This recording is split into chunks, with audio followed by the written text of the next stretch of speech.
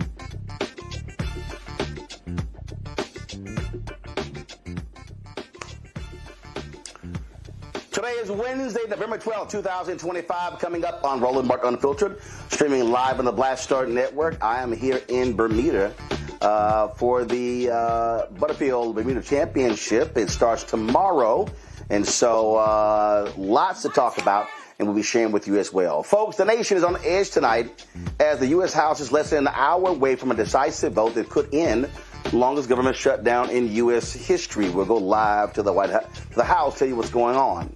After 50 days of waiting, Adelita Grijalva is finally sworn in, making history. It took Speaker Mike Johnson long enough.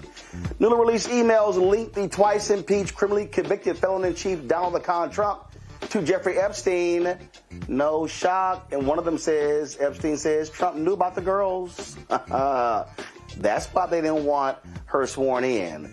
A federal judge in Illinois has ordered the release of hundreds of individuals detained by ICE because their arrests were potentially unlawful and in violation of a federal court order. In tonight's Tech Talk, it's Black Love meets AI. Upfront Love uses artificial intelligence to help people stop swiping and start marrying. It's time to bring the funk on Roland Martin Unfiltered on the Black Star Network. Let's go. He's got it. Whatever the biz, he's on it. Whatever it is, he's got the scoop, the fact, the find. And when it breaks, he's right on time. And it's rolling. Best believe he's knowing. Putting it down from sports to news to politics. With entertainment just for kicks, he's rolling. It's on go, y'all. It's Roland Martin, rolling with Roland now. He's funky, he's fresh, he's real, the best, you know he's Roland Martin now.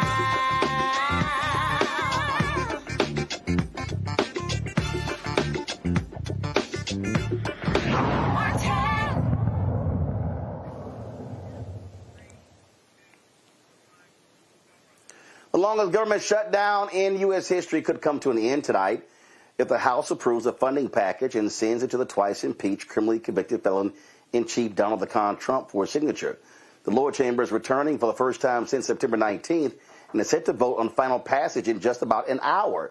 House Speaker Mike Johnson says the vote will reopen the government. We believe the long national nightmare will be over tonight. It was completely and utterly foolish and pointless in the end, as we said all along. I just want to apologize to any Americans who are out there who still have flight cancellations or delays today. I want to apologize to the many American families who were made to go hungry over the last several weeks, our troops and other federal employees who are wondering where their next paycheck would come from. All of that's on the Democrats. Just never forget, they voted 15 times between the House and the Senate to close your government. And the Republicans tried every single day of the shutdown to open it, and we voted 15 times to do that. They have a lot to answer for, and I just want to say that we're very optimistic about the vote tally tonight. We think this is going to happen, and we're sorry that it took this long. So Republicans are going to deliver for the people. We're ready to get back to our legislative agenda. We have a very aggressive calendar for the remainder of this year. There'll be some long days and nights here, some long working weeks, but we will get this thing back on track. Well, you haven't been working, so don't be complaining about some long days. House Democratic leader Hakeem Jeffrey says Democrats remain opposed to the MAGA spending bill that will gut health care, impacting millions of Americans. House Democrats are here on the Capitol steps to reiterate our strong opposition to this spending bill because it fails to address the Republican health care crisis and it fails to extend the Affordable Care Act tax credits. House Democrats will continue to support our men and women in uniform.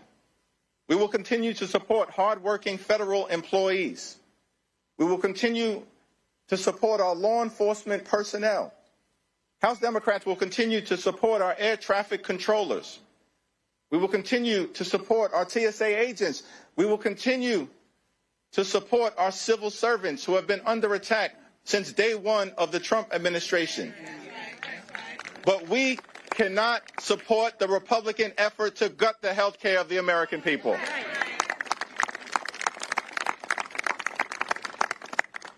Today, House Democrats will introduce legislation to extend the Affordable Care Act tax credits for 3 years to make sure that tens of millions of Americans don't experience dramatically increased premiums, copays, and deductibles.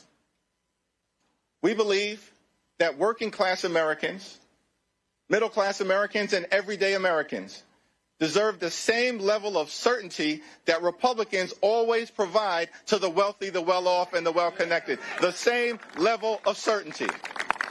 And so we're calling upon our Republican colleagues to join us and extend the Affordable Care Act tax credits. And we will be working hard today, tomorrow, and throughout the balance of this year to make sure that those Affordable Care Act tax credits are extended. Now, Republicans control the House, the Senate, and the presidency. They own the mess that has been created in the United States of America. They own it. In a few hours, we will convene on the House floor. And our message to the American people is no matter what happens on the floor later on today, our promise to you remains the same. House Democrats will continue to fight to make your life more affordable. House Democrats will continue the fight to address the Republican health care crisis, and House Democrats will fight to extend the Affordable Care Act tax credits. This fight is not over. We're just getting started. All right, folks, my panel, Rebecca Carruthers, President and CEO of Fair Election Center out of D.C., Dr. Zachary Kirk, educator and content creator, Dr. Larry J. Walker, Associate Professor, University of Central Florida, will be joining us as well. So glad to have all three of y'all here, so let's get right to it. Rebecca, listen, Republicans are going to pass this. We already know this. They are going to gut health care. We know this as well. Regardless of this stupid-ass promise that Senator Dick Durbin said Republican Senate Majority Leader John Thune gave him to take it up for a vote, they cut it before they're going to they're not going to reinstate these subsidies again. So let's just be real clear about what's going to happen. People need to simply prepare themselves for their health care premiums skyrocketing, and the people who should get the blame for it are Donald Trump and Republican House and Senate members. Period. Full stop. Roland, back in 2009, I worked on Capitol Hill. I worked for Congressman John Dingell, and one of the pieces of policy that I worked on was the Affordable Care Act. What's interesting to point out, the Affordable Care Act, the way it is enacted now, is actually Republican legislation. When I think about when then Governor Mitt Romney in Massachusetts had Romney Care, which also had subsidies payments to make sure that people could have affordable premiums. At the time, there was a lot of fighting in the Democratic caucus because, quite frankly, there was a push led by the late Representative John Conyers to have single payer, i.e. Medicare for all. But instead, the Obama White House decided to negotiate with some of the Democrats on the Hill and negotiate among themselves because, unfortunately, at the time, Republicans refused to show up to the negotiating table. And so what ended up happening is the legislation that we have now. So it's very ironic watching the Republicans say for the last 10 years that they want to repeal and replace Obamacare. In reality, the reason why they haven't presented an alternative is because this is the type of legislation that used to be part of the Republican philosophy. At this point, the alternative to the Affordable Care Act, if you don't like the Affordable Care Act, is single payer, is Medicare for all. So I'm very curious to see if Democrats in the House start pushing and reintroducing a single payer bill. The thing here, Larry, is simple, and it's going to skyrocket. You're going to have rural hospitals shut down. And a lot of these red state MAGA people are going to be crying and moaning because they're going to have loved ones passing away and folks not being able to get care because they chose to vote for these idiots. Yeah, Roland, this is like what we've seen here, and obviously with the subsidies about to expire, you highlighted red states like Florida in particular. are really dependent on these subsidies. And a lot of people voted for their own demise, which is part of a long history in this country.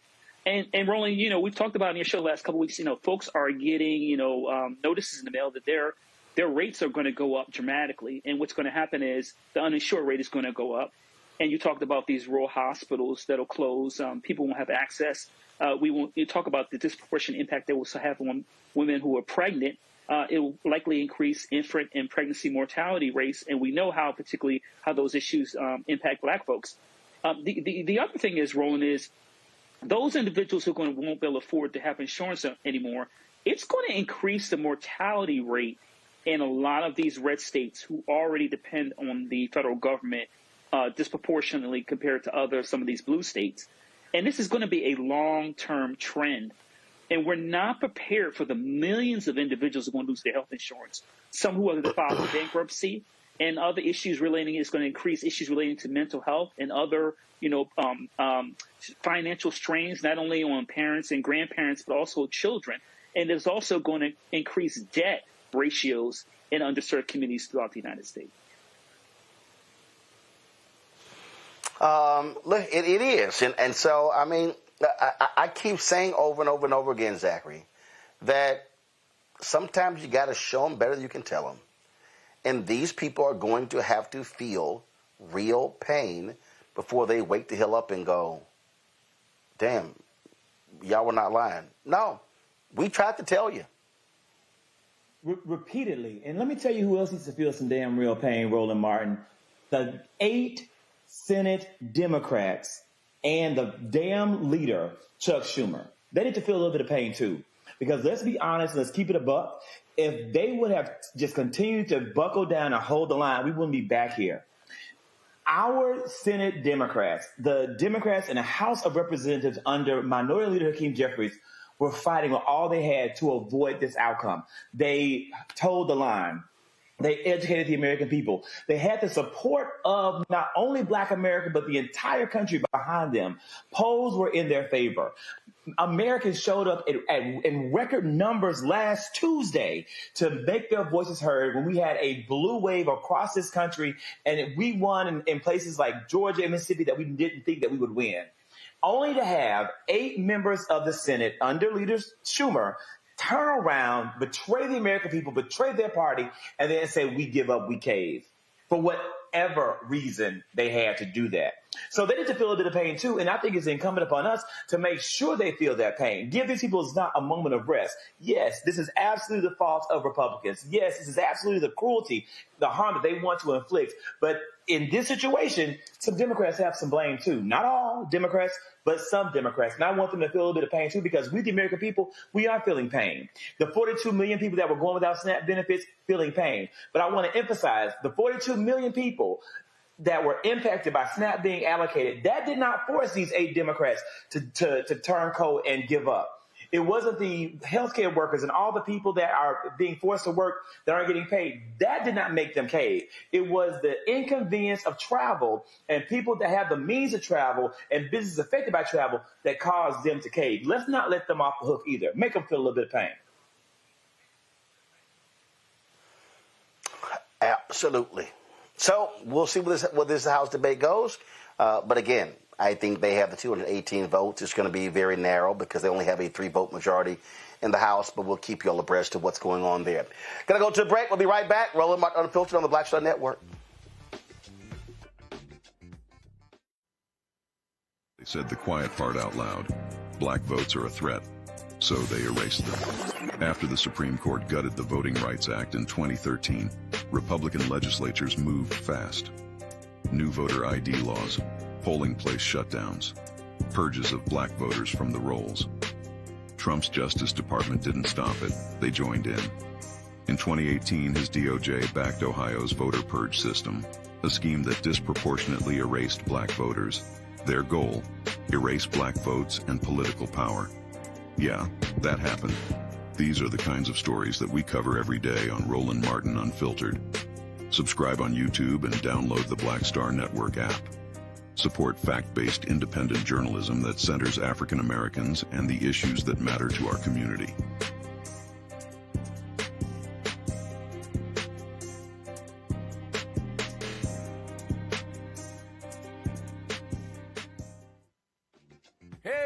up, everybody? It's Godfrey, the funniest dude on the planet.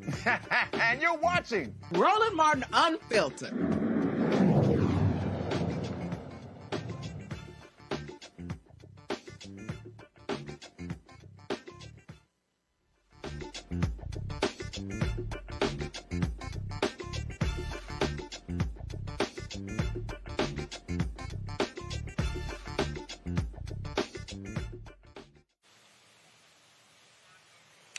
Folks, after a 7-week wait, Democrat Adelita Grijalva has officially been sworn in as a member of Congress. Grijalva makes history today as Arizona's first Latina congresswoman. She's following the footsteps of her father, the late Representative Roland Grijalva, who served more than 2 decades in the House before passing away in March. Typically, lawmakers elected in special races are sworn in immediately, even when the House is not in session. However, Speaker Mike Johnson delayed Grijalva's oath, stating that he would have to wait until members return from their break. Well, he actually was doing this because of the Epstein files. Johnson ignored repeated calls from Democrats to let Grijalva take her seat, especially since he had sworn in 2 Republican members earlier this year while the House was not in session for business. Here's what she had to say in her first speech on the House floor. I really like this lady. While we celebrate this moment today, our American promise is under serious threat. Basic freedoms are under attack. Healthcare premiums are skyrocketing. Babies are being ripped away from their parents by masked agents. We can and must do better. What is most concerning is not what this administration has done, but what the majority in this body has failed to do. Hold Trump accountable as a co-equal branch of government that we are.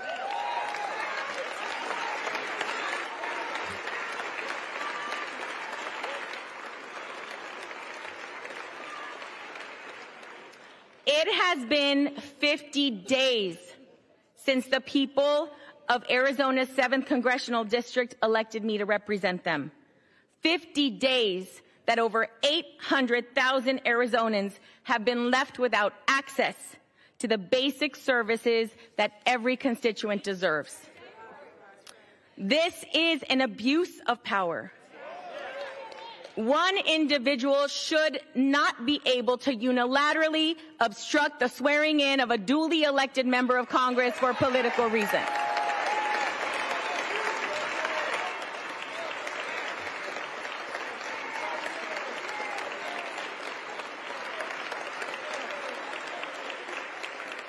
Our democracy only works when everyone has a voice. This includes the millions of people across the country who have experienced violence and exploitation, including Liz Stein and Jessica Michaels, both survivors of Jeffrey Epstein's abuse. They are here in the gallery with us this evening. Thank you for being here.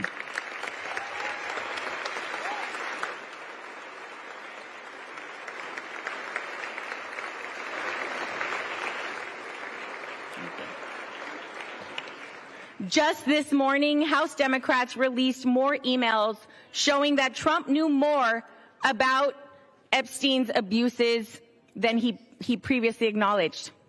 It's past time for Congress to restore its role as a check and balance on this administration and fight for we, the American people.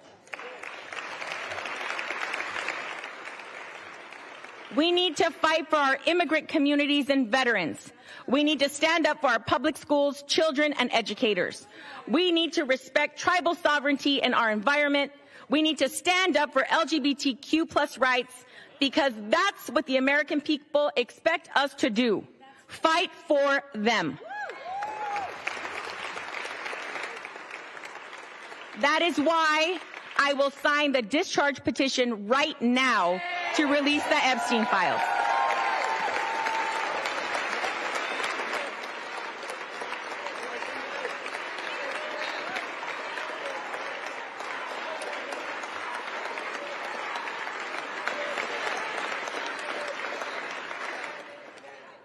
Justice cannot wait another day. Adelante, mi gente. Muchas gracias. Thank you very much. I yield back. Speaking of the Epstein files, as Congress prepares to vote on the release of the remaining documents Over 23,000 pages have already been published by the Republican-led House Oversight Committee. A lot of that was already released. Democrats on the committee released 3 key email chains sent between 2011 and 2019, which were obtained from Epstein's estate as part of their investigation into the convicted sex offender's case. These emails included changes between Epstein, convicted trafficker Ghislaine Maxwell, and writer Michael Wolff. In one email, Epstein claims that Donald Trump spent hours at his home with the victim and knew about the girls, allegedly referencing Mar-a-Lago. The White House is calling this a fake narrative. Virginia Giuffre, the woman named as a victim, insists that Trump was never involved in any wrongdoing. Notably, none of the emails were sent to or received from Trump, and most of these conversations occurred before his presidency. Trump has accused the Democrats of exaggerating the Epstein story to distract from the government shutdown. Well, I mean, Larry, if that was the case, then why did Republicans fight so hard for this information not to be released? We heard Roland. We hear about the White House going full throttle on this issue to make sure, that this is not released. I don't ever remember someone inviting, member of Congress to the White House to discuss something this sensitive, and allegedly had the Attorney General, among other senior cabinet leaders there. They're in full panic mode, and eventually all this information is going to come out one way or the other. And the reality, Roland, is that I think that the issue is that we're forgetting that there are individuals, women who were young ladies who were victims of sexual assault, and that should be the core issue. And anyone with a conscience should want to make sure that anyone who knew or was involved is held responsible. And you can't suggest that you're some kind of Christian or have other religious beliefs and morals and believe otherwise. And I don't care what party affiliation it is when it comes to individuals who are involved. Everyone should be held accountable. Like I said, whether they were involved or they're new. Well, but the White House is doing everything they possibly can to make sure that they throw every kind of conspiracy theory against the wall and see if his supporters believe it. And Roland, unfortunately, I believe a lot of them are. That's what's cracked me up, Rebecca, that if you just want to insist Trump wasn't named, Trump had no involvement, blah, blah, blah, okay, then you should be saying, hey, release everything. Roland, I'm old enough to remember last summer when there were speculations of who was in the Epstein files. And on social media, there were a purported list of names of folks. And I even distinctly remember this current president talking about, the files should be released. So, the tables have definitely turned, especially when members of his government in the spring started to see the files and see the contents of the files. All of a sudden, in April and May, we started to see a slow walking or, maybe these files needs to be heavily redacted. What's going to be interesting, whatever that is released by the House, is we're going to have to pay attention to what has been redacted. We also have to understand that an administration that has been hell-bent on not releasing the information in these files might have had access to these files before they were released. So there are some things we're going to have to take with a grain of salt. But I'm calling all of those trained journalists out there. If you are a journalist, if you have a platform, make sure you're working with reputed professionals to make sure you could comb through what's being released so you can understand how to talk about it. I think this is going to be something that's going to carry the public's attention for a long time coming. And some of the names in those files absolutely will surprise the public. And these right-wingers, Zachary, they're just, okay, all right. Yeah, again, if y'all think it clears him, go right ahead. But let's remember, Zachary, it was the right who was pushing this stuff. It was a lot of these folks loving them some Trump who were pushing it. And then they got mad when their own MAGA people started stalling. And they thought the day would never come. They thought that they would never come. I think that they really looked at every single opportunity to make sure that they didn't come, but it's here. The reckoning is around the corner, and the American people are going to see what it really is, and they're going to then have to make some very hard decisions for themselves. The MAGA cult will have to grapple with who they really are as people, as human beings, are you able to stomach standing behind someone who is capable of this type of activity, this type of criminality, this type of behavior, this type of evil? Are you really able to live with yourself and still stand behind this man and who he is, what he's done, and what he stands for? That's where this is going. And I'm gonna tell you right now, I'm damn happy for the day and excited to see it. There hasn't been a lot of good news. Last week was a good week. This week has been a bad week. But right now, the tables are turning, and we may end up on a good note. And I'm excited to see it happen. All right, a lot of folks are not feeling good right now. This government shutdown has caused a lot of financial distress for millions of people, whether from being laid off, not getting paid, or not receiving SNAP benefits. Folks have suffered in some way. In July, Wallet Hub, a personal finance website, publishes findings on the states with the highest levels of financial distress. The ranking was based on various factors, including bankruptcy rates, average credit scores, and the frequency with which residents search for terms indicating financial trouble, such as debt and loans. According to Wallet Hub, the state facing the highest financial distress, Texas, red state, followed by Florida, red state, followed by Louisiana, red state, followed by Nevada, red state, followed by South Carolina, red state, followed by Oklahoma, red state, North Carolina, red state, Mississippi, red state, Kentucky, red state, Alabama, red state. I mean, we could go on and on and on and on with this, and you understand what we're getting here. And so these same people who, and understand, this distress we're talking about is not solely tied to the government shutdown. This distress is also tied directly, let me say it again, it's tied directly to Trump's economic policies. Now, many of y'all may have seen this idiot's interview with Laura Ingraham on Fox News, where he says how he owns this economy. But also, you have to come to grips with the reality of his role in causing this economic harm. Now he's trying to float out here this idea of, we're going to give everybody $2,000.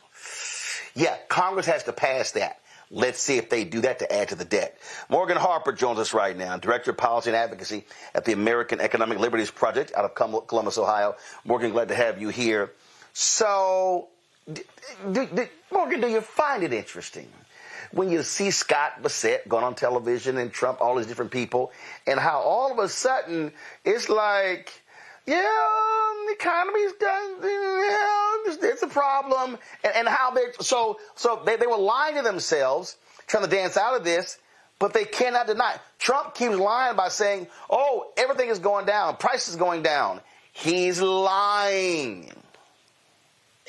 Yeah, I think that there was this false sense among some, not among us on this show, and certainly not with you, Roland, that there was some grand plan to what these guys were doing, that there was going to be this moment where everything turned, and then we would see the fruits of all of their proclamations about how they were going to bring America back and make the economy stronger than ever.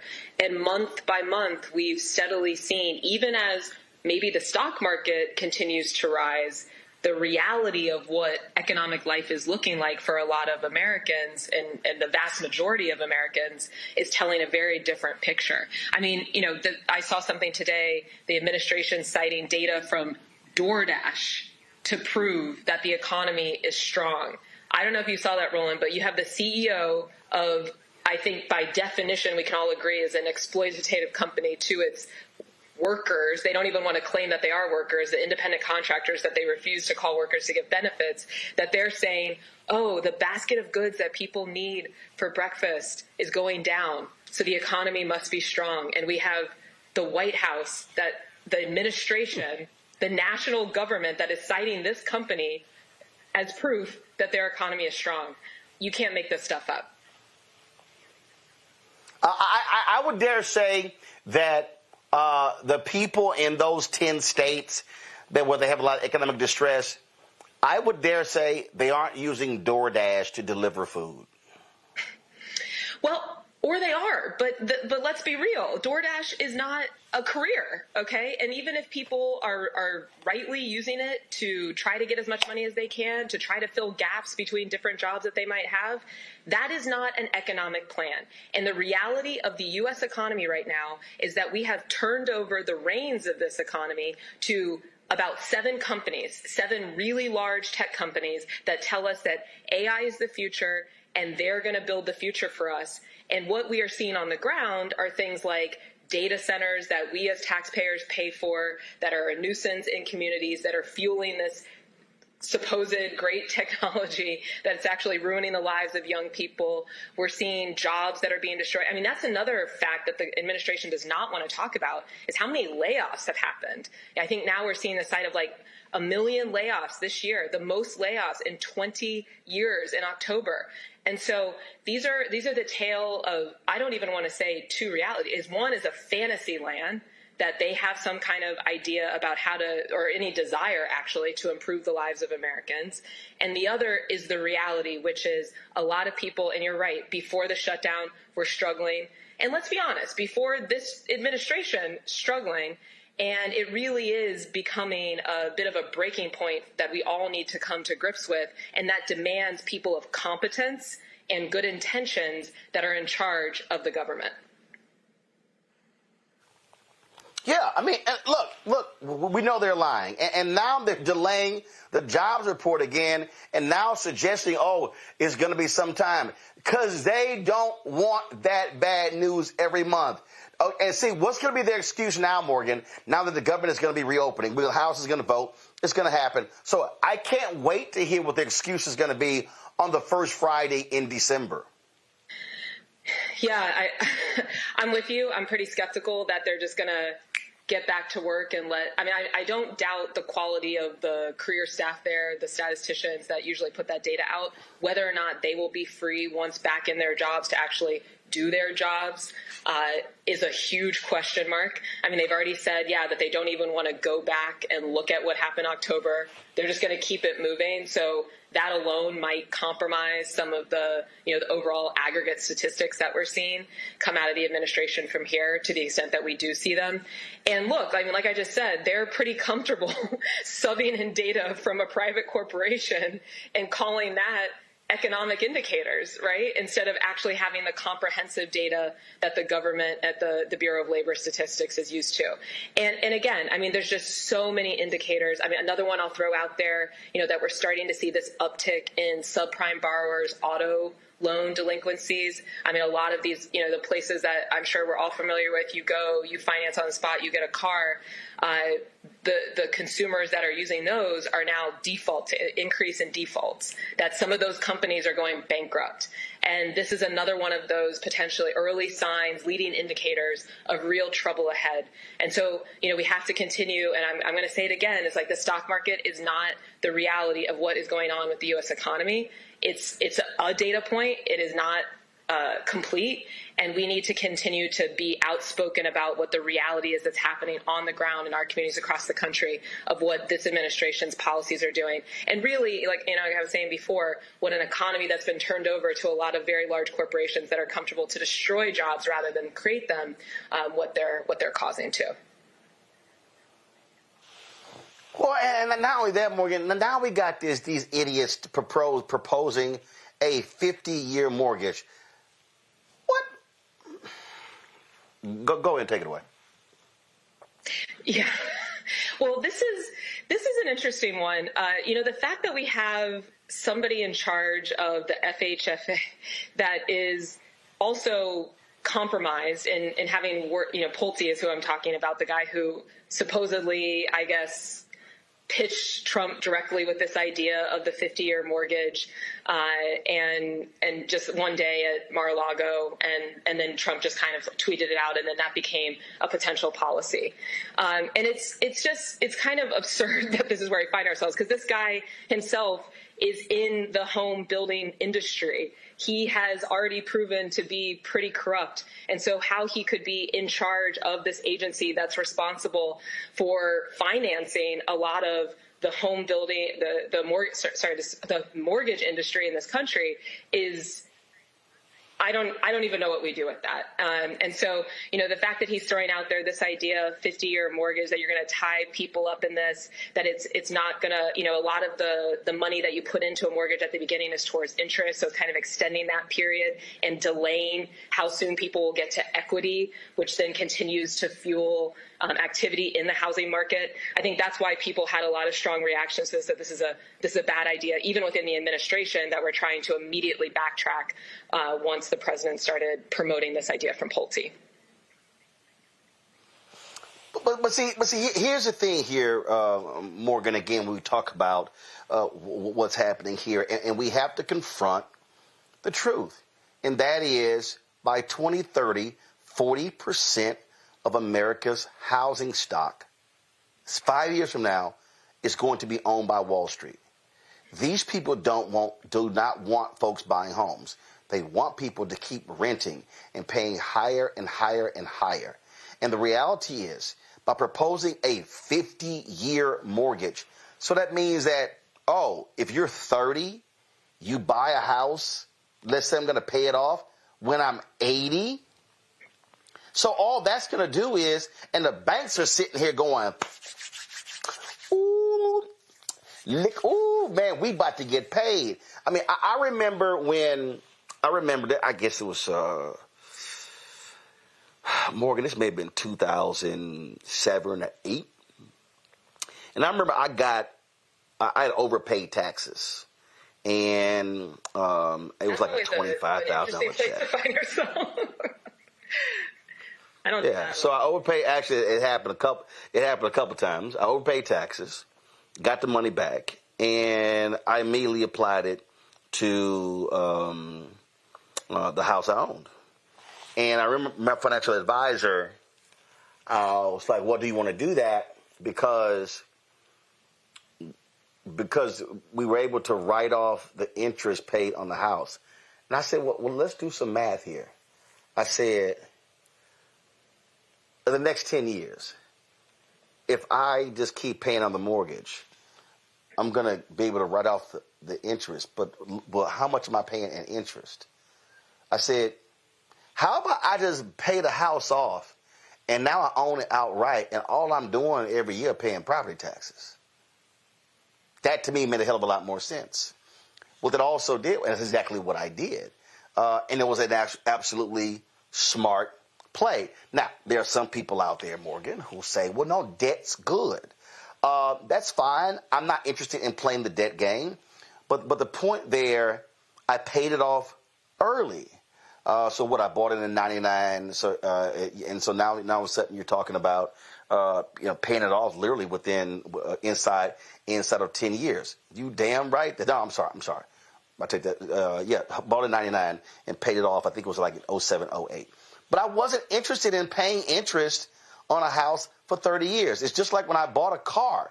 I paid for the car in cash because I sat there and said, wait a minute, why am I going to pay interest every month for 4 to 5 years on the car? If you add up the interest you're paying, hell, you're paying for 2 or 3 cars. And that's what's happening with the housing market. But it goes to show you these numbskulls in D.C., all they want to do is empower and make richer big companies. Well, that I completely agree with. I mean, the only thing I would add on the specific loans that people might be considering, or the 30-year mortgage, whatever, is, part of the idea is a lot of folks, we have set up a system supposedly trying to incentivize people to start a home, get a single-family home, and then continue to be active in the housing market. A lot of people might have a first home that fits the needs of their individual lives, or their, the beginning of their family life with kids, that then it changes over time. You might need more space. So the longer you're locked in to that one mortgage transaction, Roland, you're exactly right. I don't know how much, I'll speak for myself. Life has changed a lot over 10 years. I don't know how much people expect their lives to not change at all over 50 years and think that the needs that they had for housing when they were 30-something, if they're lucky to be able to purchase a home with a mortgage, are going to be the same when they're 80, seems very unlikely to me. And so, but that being said, I mean, having access to these types of financing tools does allow people to get into the home market. But if you are locked into a really long transaction, you kind of lose the ability to have flexibility to then sell, decide to sell earlier, use some of that equity to get into a different size home, et cetera. So it's that 50-year mortgage overall is not a good idea. I think mortgages and the length of them, depending on your situation, can make sense.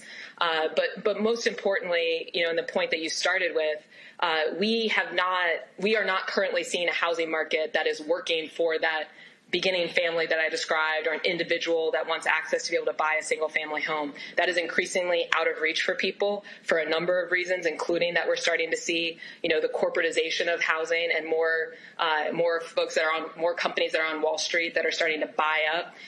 Now, another thing that's happening, and actually Economic Liberties, where I work, is about to put out a paper on this next week.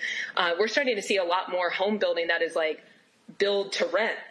So, among these very large home builder companies that are publicly traded on Wall Street, they're not even trying to pretend like they're, creating housing for families to be able to build equity and this will be an asset that'll build wealth for you. They're just like, no, we want you trapped forever. And so we're building homes, single family homes, to only be rental homes. That's the play. Oh, absolutely. And so I just need people to understand what is going on here. Donald, the tech people, the real estate people, the banking people, all these people, the billionaires who are supporting Donald Trump and raping and pillaging the U.S. economy, they want this pain. Let's be real clear, all right? These farmers, these MAGA farmers who are crying, let me tell y'all, they're going to be buying your land up. It's going to happen. See, so all these people, and I'm telling you, Mark, that's why I said sometimes you do have to let things happen. And what these people are about to experience, they are experiencing an economic calamity, and they fell for, oh my God, when I get in, the sun will always shine. There will be no rain, there will be no wind, there will be no cold. It will be perfect conditions at all times. I will solve every problem. I will end every war on day one. I will lower all prices on day one. I will be the savior of the world. Now they're realizing that he's the devil. And what? They're going to blame Joe Biden the next 4 years? They're going to try to pin this on Obama? No, guess so. I was like, you know what? Y'all are about to feel the pain. Congratulations. You did it to yourselves. Yes, I agree with you, Roland. This is almost what I would describe as like the end game, the acceleration of a lot of trends that were already happening in the economy. So I agree. Trump, his administration, corrupt to its core. I don't know how anyone could deny that at this point. Certainly not working in the best interests of the average American, including a lot of people who voted for them. But I do think we also need to be honest, just coming back to the housing finance point, for example. I mean, a lot of the trends that got us to this highly consolidated housing market where we have, just a few big players in some cases that are getting they're on the stock market trying to appease their shareholders instead of creating those single-family home buying opportunities for the average family and individual, is by policies and deregulation that started under Jimmy Carter, that was continued by Ronald Reagan, that moved into the 90s and became the consensus of both parties. So I agree with you. What we're seeing right now is extreme. But again, a lot of this has been slowly building up over the last 40 years because we have had a lot of federal policy making that is being driven by the interests of Wall Street over Main Street. Oh yeah, I mean it's just and again, I want people to realize what is happening to our economy. I'm about to go to our panel as well. What is happening to our economy right now is more and more of this economy is frankly driven by paper jobs, really it was in the finance sector. And what these people have got to understand is all this talk, Trump's going to bring back manufacturing. No, he's not. In fact, there was more manufacturing created under President Biden than you're seeing under Donald Trump. And to your whole point about AI, all of these people, all AI is just going to solve every world problem. No, it's not. No, it's not. And so, and not only that, these companies are, I mean, you know what, NVIDIA is now $1 trillion, $5 trillion or whatever the hell. They ain't made a profit. So I'm just sort of like, okay. And to your point, everybody's going crazy, the data centers, all this sort of stuff.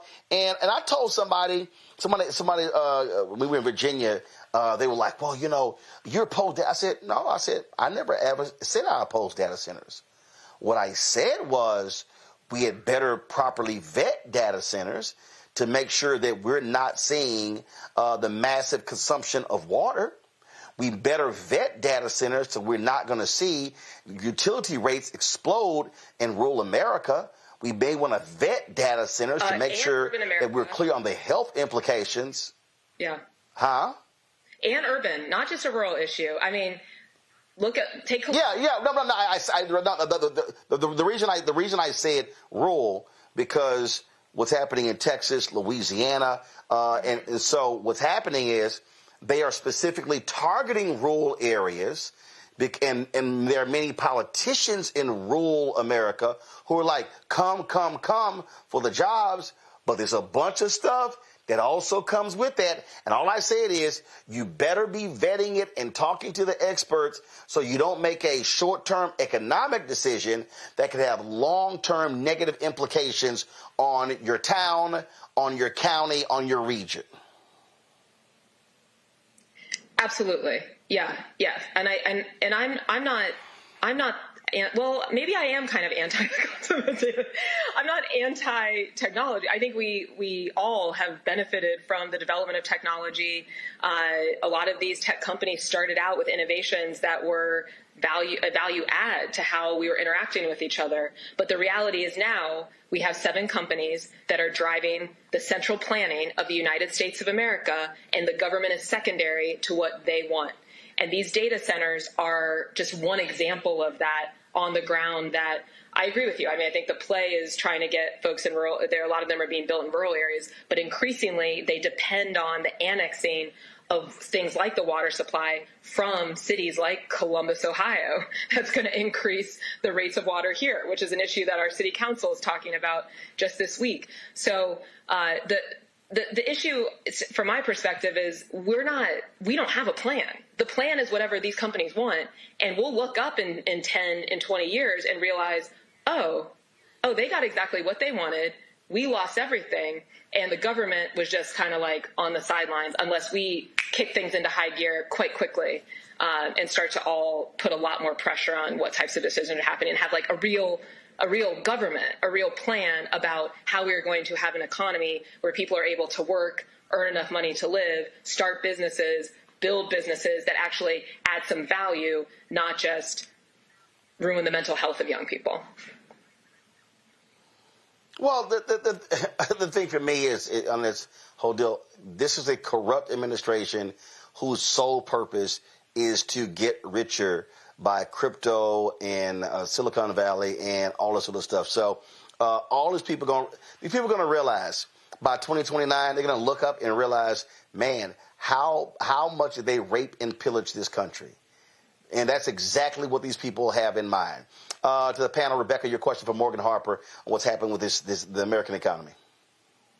Okay, Morgan, I'm trying to make sure that I'm fully processing and understanding everything that you just said. So this is what I heard from you, is that with mortgages going to a 50-year term, which means it's a lower monthly premium, which creates more affordability for people to be able to obtain a mortgage. But I'm also seeing that groups like Fannie Mae is going to lower the credit minimum in order to qualify for mortgages.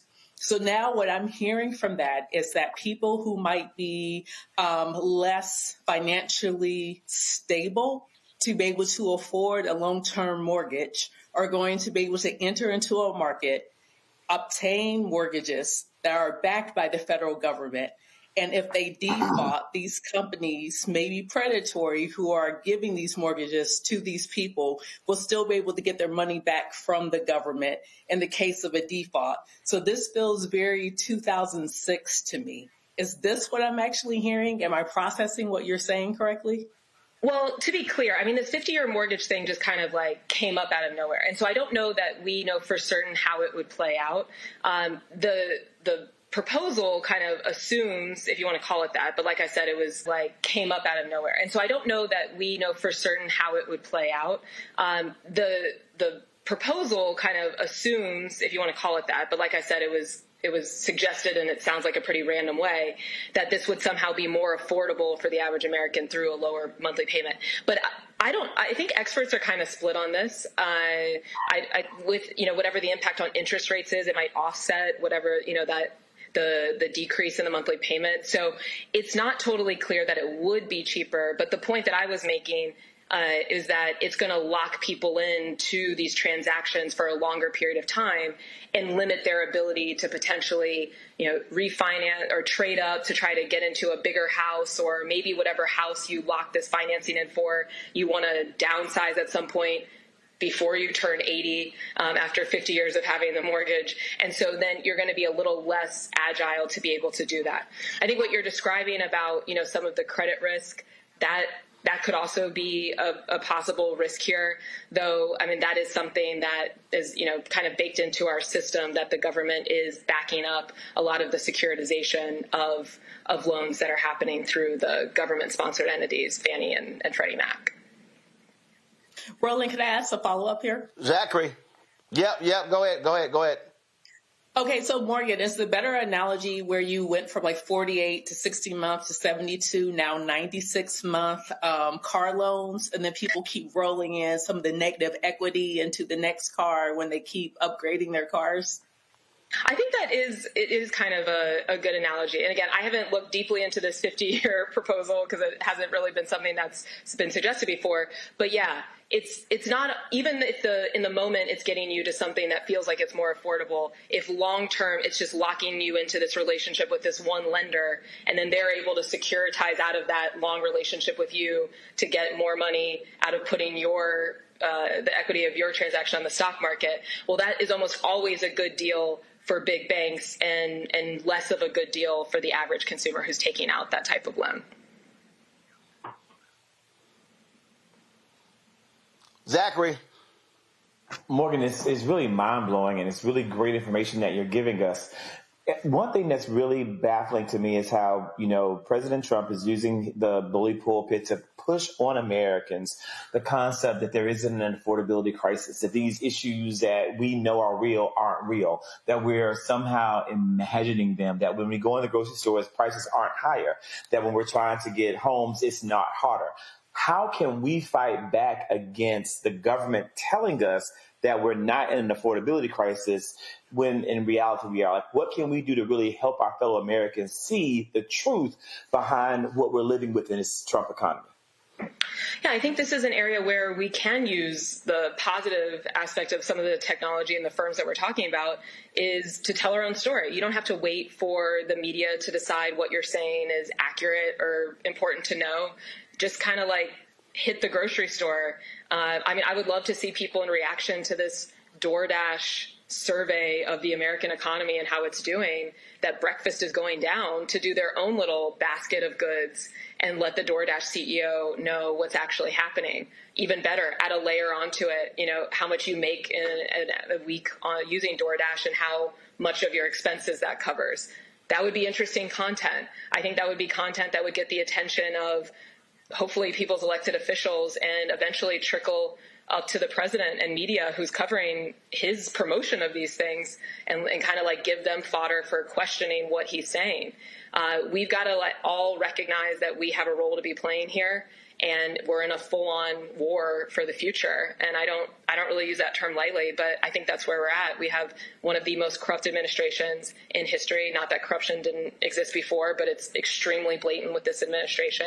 And they're going to try to get as much out of it as they can while they can, and don't really care about what's left on the other side for the rest of us. So I think this is the time for all of us to consider ourselves really active in this fight and sharing our own story about the reality of what's going on. Larry. Yeah, Morgan, I get the feeling with all these economic indicators, I'm getting really the vibes we saw in a recession that began during Bush Jr. term. And let me give an example of what I mean. I saw in the newspaper, Baltimore Banner, a couple weeks ago about this New York-based venture company, EGBE, I believe, that bought all these properties in Baltimore and then defaulted on all the loans. And you talked about, kind of Wall Street, and we talk about Baltimore, the scene, the drop in crime.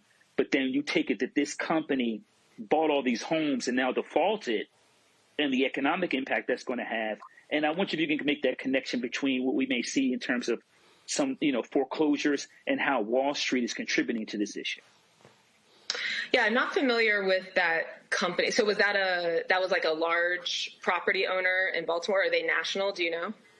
Yeah, they're based out of New York, venture capitalists, and they apparently got all these loans and bought all these houses in Baltimore, then defaulted. Interesting. Yeah. Well, I mean, and again, I don't know that specific company, but generally what's happening in the housing market is this connection to Wall Street. I mean, this idea that we just had, like we had before the 1970s and deregulation, the system was very different. That was a situation where you would have a whole different sizes of banks that were lending to builders to produce single-family homes of different sizes, homes that would meet people at different income levels, and that was all financed by the federal government.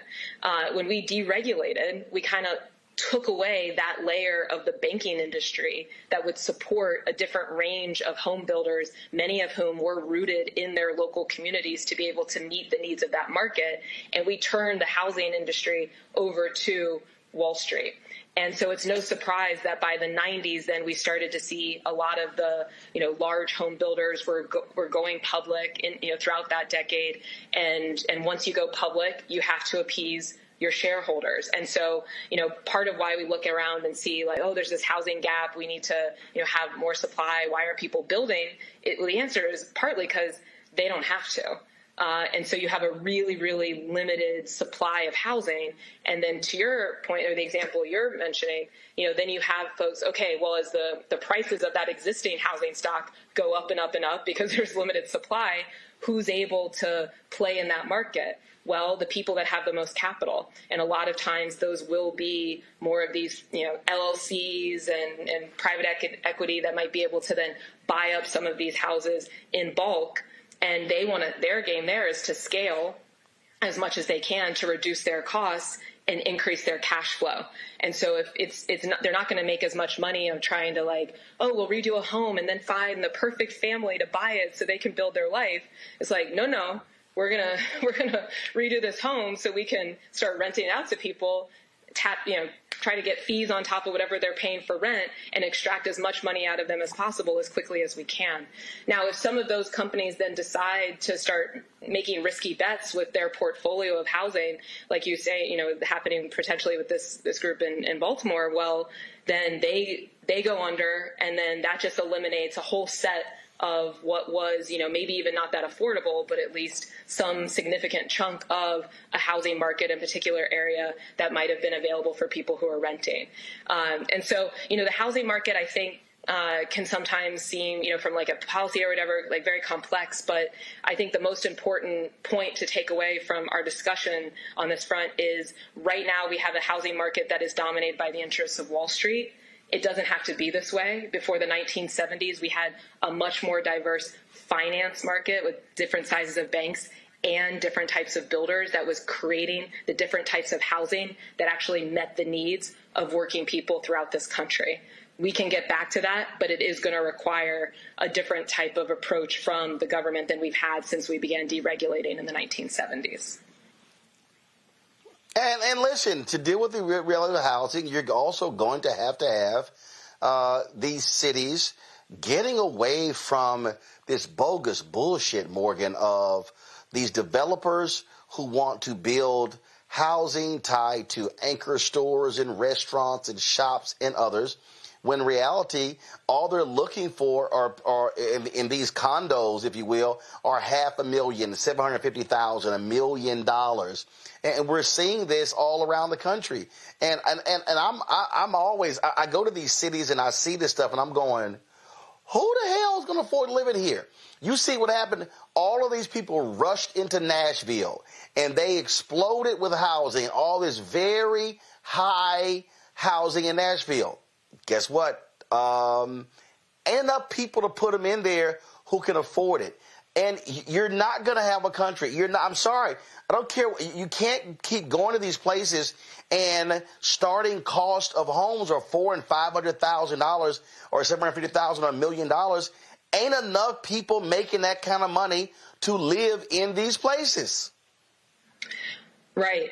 Absolutely. And I think that connects to the question about, who can afford to buy up, housing at that level is people that already have a lot of money. It's not, you and me is like working every day and trying to like cobble together savings. So it kind of reinforces or opens up this lane for, private equity funds, et cetera, to be able to gobble up and build out these portfolios. But I do think it's important to note, the percentage of the overall housing stock throughout the country that's owned by PE firms and these corporate landlords isn't as large. I think it's we have to look at some of these other factors that are playing into why we have limited supply. And I agree with you, Roland. I think one of the things that has prevented us. First of all, let's be clear. We have limited supply because the 2008 housing foreclosure crisis completely stifled the housing market for a decade. Between 2010 and 2020. We built the fewest amount of housing since the 1930s. And when we built that few number of homes in the 1930s, that's what led to the Federal Housing Authority. Okay? So then you go from 2010 to 2020, and then you go 2020 to present day.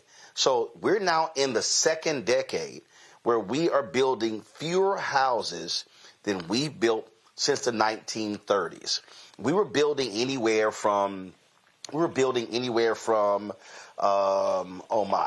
talking about anywhere from 10 to 14 million houses per decade. Well, that completely changed with that foreclosure crisis. And so, matter of fact, I talk about this so much. Give me 1 second. I want to see if I can, let's see if I can pull this up. So, let's see if I can pull this up. Let's go. All right. Well, that didn't take. Give me 1 second. So, bottom line is I'm looking right here in 1930 to 1939, we built 2.67 million homes. 1940 to 1949, 4.79 million. Then it jumped to 10.08. And then 9.49, 1970 to 79 was 12.37, 1980 to 89 was 12.14, 1990 to 1999 was 12.49, 2000 to 2009 was 14.56, 2010 to 2019 was 6.9. That was the lowest amount of housing built since 1940 to 1949. And so that's what we're facing. The home foreclosure crisis, what took place, those subprime loans, all that financial chicanery from Wall Street spooked developers. And we're now here we are in 2025, still dealing with an issue that was exacerbated and created in 2008. Yeah, I agreed with that. The other thing I would note, though, is that after the financial crisis, some of the government's responses to that they gave preferential treatment to larger developers in the form of like tax credit. You're going to love this paper we're putting out, Roland, so I'm going to make sure to send it to you when it comes out next week. But they did favor some of the large developers who were able to withstand the crisis better, and then that further pushed small, medium-sized home builders out of business. And these large developers, responsive to Wall Street, they do not have to build if they don't want to build. And again, one of the other big mistakes, and we just have to be very honest here, it was a mistake of the Obama administration Bush, then Obama, to bail out the banks and allow them to use that money to fortify their balance sheets.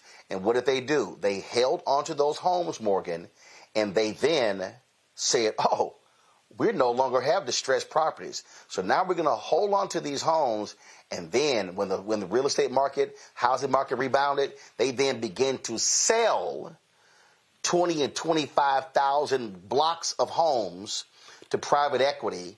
And so if you were a husband and a wife and you were looking, you saved your money up and you got your credit straight and you were looking to get your first house, you couldn't compete against private equity. And so we saw this take place in Arizona. We saw this in Texas. We saw this in Georgia. And so now all of a sudden, that also contributed to the problem because you had people who normally, the cycle of life, who normally should have been making their way from renting into owning, they couldn't compete when the banks unloaded all of those homes to private equity.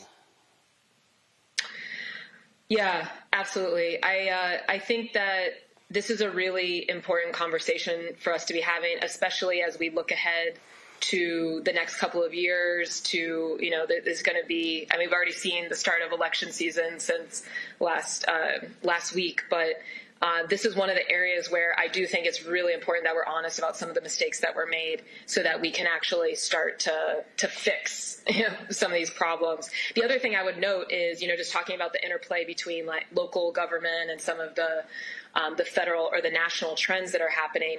What we've also seen is as some local governments, maybe has a strong leader that's trying to put in more, tenant protections or limitations on just how much, how many fees a landlord could charge or whatever, then those landlords that are often operating as these LLCs, the kind of like more regionalized or nationalized housing portfolios are just packing up shop and moving to the localities where they don't have as many rules in place, right? And so it's kind of this like regulation arbitrage is like, oh, you're trying to tell us what we can and cannot charge people. Well, we just want to get out of this state altogether, and we'll go where we can treat people like shit and get as much money from them as possible. So again, I think that is another reason to call for, more of like a national strategy. But yeah, really, really important to reflect on how we got here. And again, so I know there are people who are watching who are saying, oh my God, y'all are just going down this path and it's absolutely driving me crazy. But I need people to understand that when we're having this conversation, y'all gotta be prepared for what's about to go down. We are seeing, Morgan mentioned earlier, the massive layoffs. You hear, look, I just got earlier today, Omnicom or whatever the hell, there was an ad agency, IPG, that bought them, they're sitting here laying off some 3,200 people. What AI is going to do, Amazon, what they're about to do. And so all of these people who are claiming AI is going to be the savior of the world, we're going to be talking about hundreds of thousands of jobs. And these are going to be, Morgan, highly educated, some college degree, high school diplomas. People need to understand what's about to go down. And I'm telling you, it's going to be ugly. And these tech tycoons and these billionaires, they don't care. They are operating. Look, these company CEOs, CEO pay has never been at its largest in American history. The gap between the average pay of a worker and the CEO has never been this high. And so folk better buckle up, because what we have right now in Washington, D.C., with this corrupt White House and with Republicans controlling the House and the Senate is, if you are big business, if you are billionaires, you're oligarchs, if you are these type of people, you are in the best position to do whatever you want without any government oversight. Donald Trump is letting all those people, the Consumer Financial Protection Bureau, hit. They are letting those people walk free. And we are about to see corporate America run amok because you've got an administration that says y'all can do whatever y'all want. And all that bullshit with Republicans and the American worker, it's lies. They are not standing up for the American worker, and that's a fact. Final comment, Morgan. Two final points. One, everything that we've just talked about with the housing market is somewhat unique because of how much the government's involved with the housing market, but in some ways not. the financialization of these large housing and home builders is the same dynamic that's happening across the economy, like, United Healthcare, airlines. These companies are as much banks at this point and playing financial trickery than actually like adding or building product or providing a service. I think that's important for all of us to understand. The other point I would make, and ending on a somewhat more positive note, is there's an alternative path. We have built things before. We can have an economy that's rooted in that. I think none of us have to look very far in our daily lives and see problems or issues that we could apply some skill sets and talent to and improve the lives of everyone and ourselves around us. So let's focus on that. And those are the kinds of plans we need to be putting together when we hopefully get to the next phase of all this. Yep. Morgan Harper, we appreciate it. Thanks a lot. Good to see you. Thanks, Roland. All right, then. Final comment with the panel. Rebecca, I'm telling you, I guarantee you there's somebody there like, okay, man, my eyes are glossing over this stuff y'all talking about. But you're not going to see, and I'm telling you, I spent 6 years at CNN, and if you turn to CNBC, if you turn to Bloomberg, they are not having conversations about this economy, about how it's impacting workers. They are not.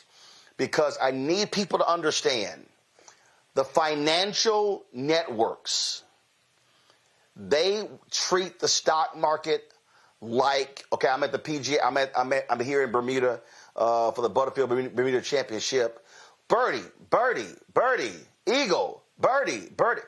They don't celebrate bogeys and double bogeys. They want to see basketball scores higher. They want to see more touchdowns in football. They are economic cheerleaders.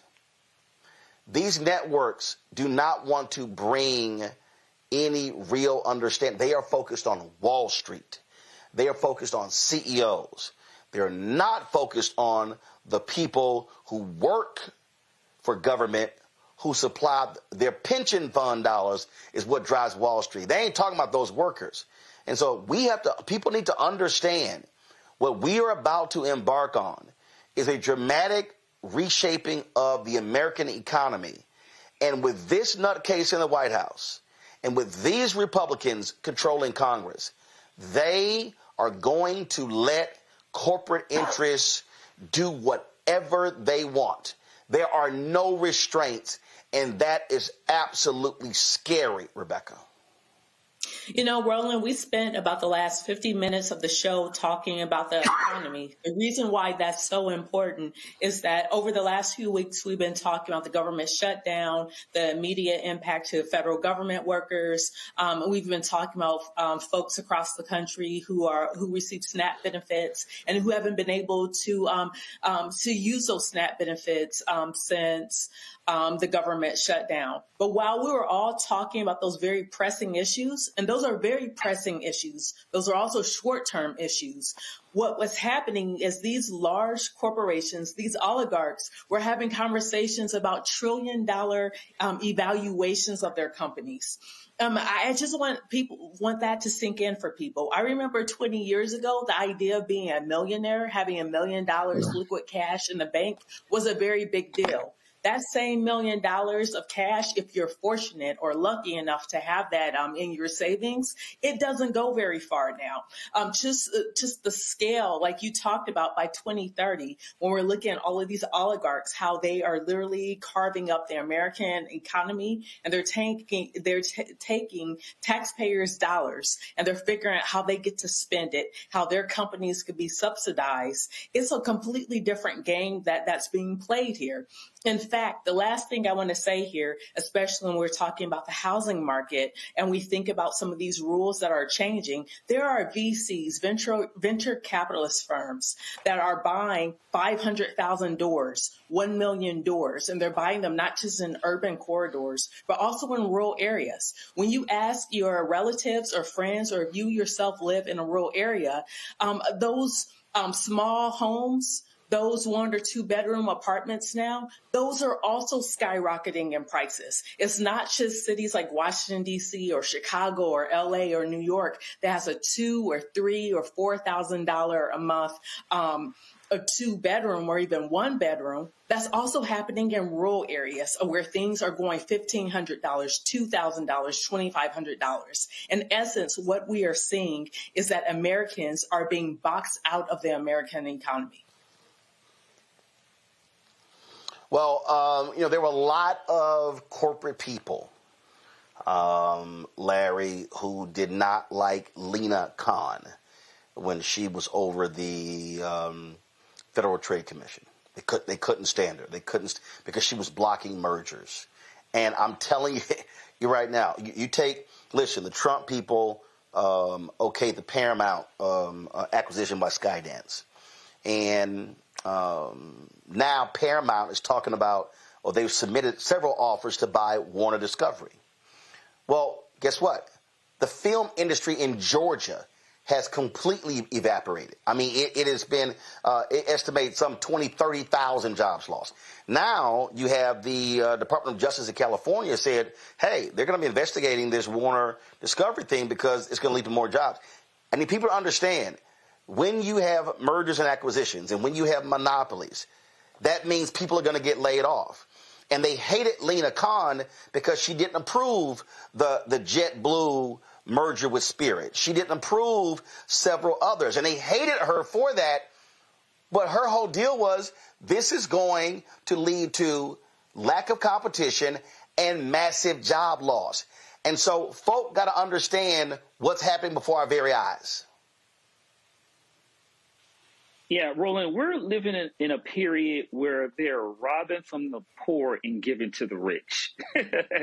Rebecca called them oligarchs, and I mean that term. It really describes what we're experiencing. Mark Zuckerberg and these Bezos and these ultra rich billion, soon to be in the case of some trillionaires. And the United States is getting, the average United States citizen is getting robbed blind. And we've got 3 more years of this. The most troubling part is a lot of American working class, middle class folks, there are far too many of them, voted for this. And the economic despair that this country is going to experience between, we talked about Affordable Care Act subsidies, the dramatic increase in the unemployment rate, particularly we talk about, certainly we see in the black community, what is 7.4%, whatever it is right now. In addition to that, the number of bankruptcies. And then, I shared the story. I talked about what happened with this venture capitalist firm, which Rebecca, talked about that in terms of what they're doing. They're robbing, they're undermining what the American dream is, and they're robbing us blind. And the administration doesn't care. Throw me $1 million for the ballroom, or come give me a gold cup with my name on it, or a crown, and I'll bless you and tell you to go on and continue to rob the poor folks. And I just don't, Americans don't know the level of despair we're going to experience over the next couple of years. We're already in a recession. I hear this, let's talk the last couple of weeks of we're getting there, but we're already in a recession. Well, Zachary, here's a perfect example. This is just understand where we're going. You take a McKinsey Scott. McKinsey Scott has donated the last 5 years close to $700 million just to HBCUs. Just to HBCUs. Yet if you look at the giving, of Elon Musk, Jeff Bezos, they got more money than her. Don't come close. Now, granted, she's Jeff Bezos' ex-wife. I was reading a story how Warren Buffett, there was a giving pledge where he agreed to give 99% of his wealth away before he passed away. Well, then, so I saw a story and it said, it was like, I think it said 23 people agreed to it or something like that, but only 9 are continuing with it. So why am I stating that? Because what we're now facing, let's make more.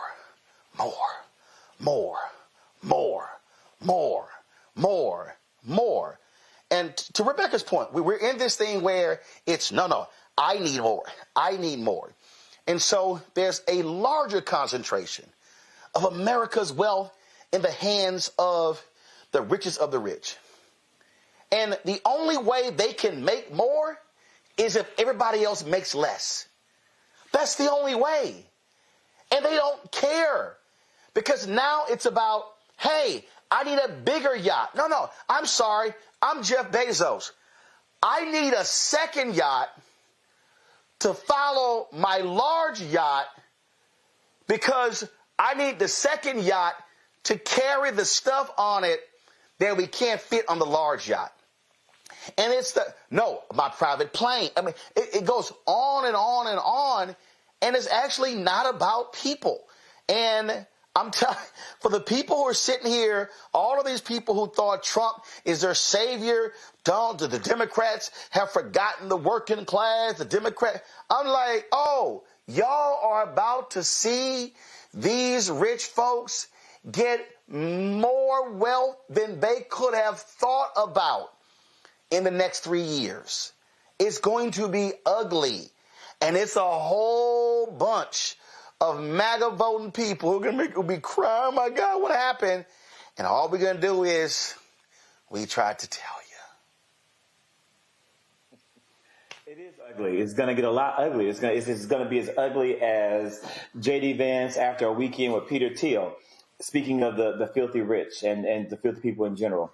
Roland, you brought up and mentioned earlier Lena Khan, and it's so crazy that you brought her up because I was reading about her today and the work that she is now doing with Zohran Mamdani's mayoral transition team. And it's really great to see people who are in regards really focused on progressive economic policies being kept into the spotlight to do the work. You talked about Jeff Bezos and you talked about Elon Musk and how they're not giving. Roland, they're giving. They're giving. They're giving to Donald Trump. They're giving to the former East Wing of the White House that's now being turned into some kind of ballroom and maybe some kind of escape bunker. Like they're giving. They're just not giving to the American people. So huge shout out to Mackenzie Scott. So thankful for the work she's doing to stand in the gaps as our HBCUs are consistently losing funding, as the American people, the American worker are consistently being hurt by these policies. And yeah, this is absolutely a time frame when the American billionaires are moving to gain more money and gain more wealth by the policies being put in place by the Trump administration. But you know what? That's our fault. That's your fault. That's my fault. That's the viewer's fault, because we're the ones making the money. They are giving us less. They're working us more. And we have the onus and the responsibility to stop this lies with us. We have to fight back. That's why during the upcoming economic blackout, we got to fucking black out. We've got to black out. No shopping, no buying. Crush the sales for Black Friday. We have to hit Amazon where it hurts in the same way that we hit Target where it hurts. We got to hit Sephora where it hurts because they want to mock us. We have to do our part as the people to fight back with every means possible. And that's why I'm all about what's coming this month of the boycott and what will happen afterwards. Because yeah, the government's going to continue to give them breaks. The government's going to continue to help them get rich. But we have the economic power to hold back and to stop it. And we have to exercise it. All right, folks, hold tight 1 second. We come back. A federal judge has something to say to ICE for illegally arresting Americans. You're watching Roland Martin Unfiltered on the Black Star Network. Folks, the conversation we're having here ain't been held elsewhere, and so this is the best place for you to get this kind of information. So do us a favor, support the work that we do, join our Bring the Funk fan club. Your dollars make it possible for us to do the work that we do, and so we certainly appreciate that. If you want to contribute via Cash App, use the Stripe QR code. You see it right here in the bottom left-hand corner. You can use that for credit cards as well. PayPal's R Martin Unfiltered, Venmo's RM Unfiltered, Zelle, Roland at RolandSMartin.com, Roland at RolandMartinUnfiltered.com. Checks and money order, make it payable to Roland Martin Unfiltered, P.O. Box 57196, Washington, D.C. 2003 7-0196. Back in a moment.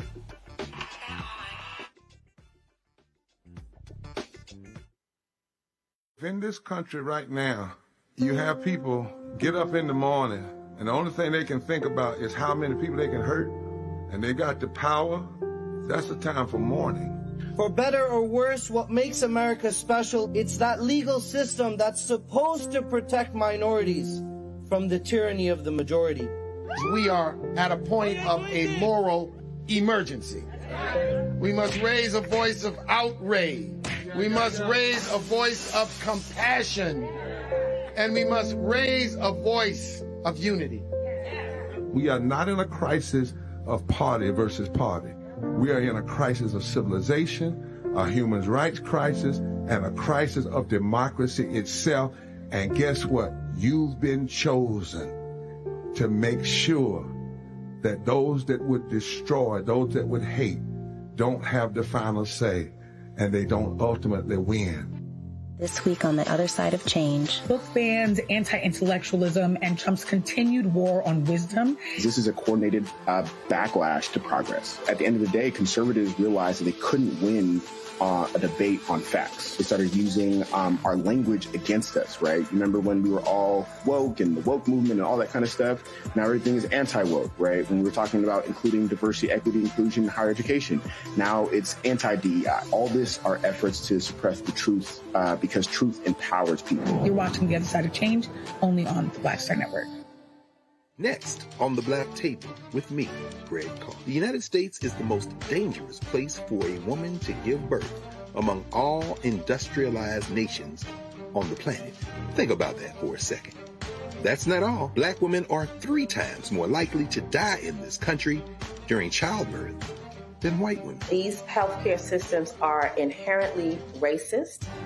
There are a lot of white supremacist ideas and mythologies around black women, black women's bodies, even black people, that we experience pain less, right? Activist, organizer, and fearless freedom fighter Monifa Akinwole Bandele from Moms Rising joins us and tells us this shocking phenomenon, like so much else, is rooted in unadulterated racism.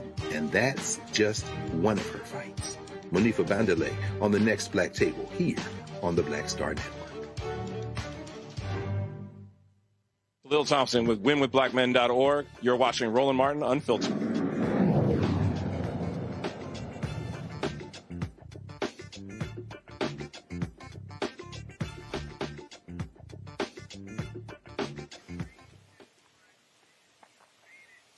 A federal judge has ordered the release of hundreds of people swept up in a controversial immigration crackdown in Illinois. U.S. District Judge Jeffrey Cummings says more than 600 people arrested under Operation Midway Blitz must be granted bond by noon on November 21st.